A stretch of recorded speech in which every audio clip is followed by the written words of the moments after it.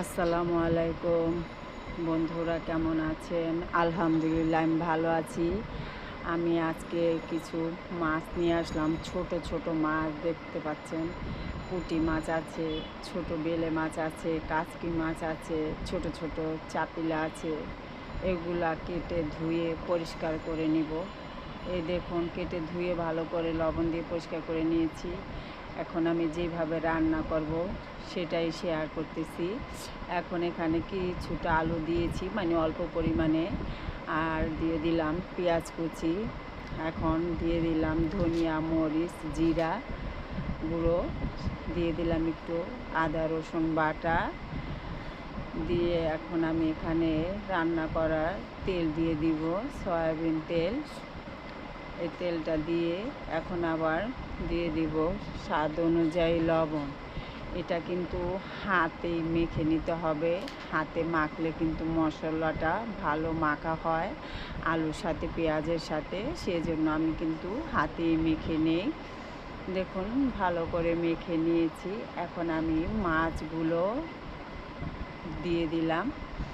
মাছগুলো দিয়ে আলতোভাবে, এটা বেশি জোরে না, আলতোভাবে আমি মেখে নিব।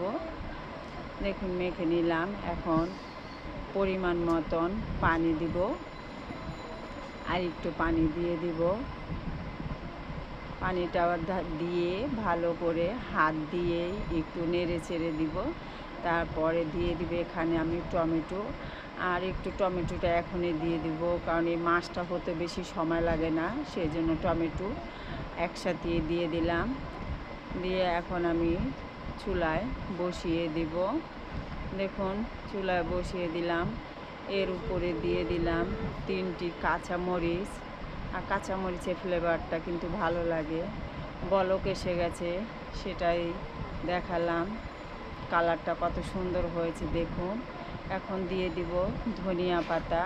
ধনিয়া পাতাটা দিয়ে 2 থেকে 3 মিনিট একটু জাল দিয়ে নিব।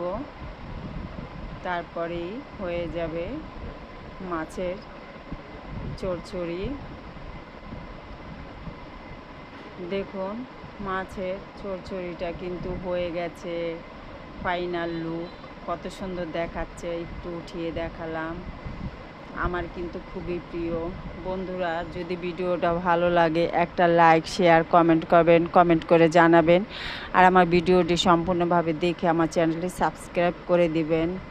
নতুন নতুন বন্ধুরা সবাই আমার পাশে থাকবেন।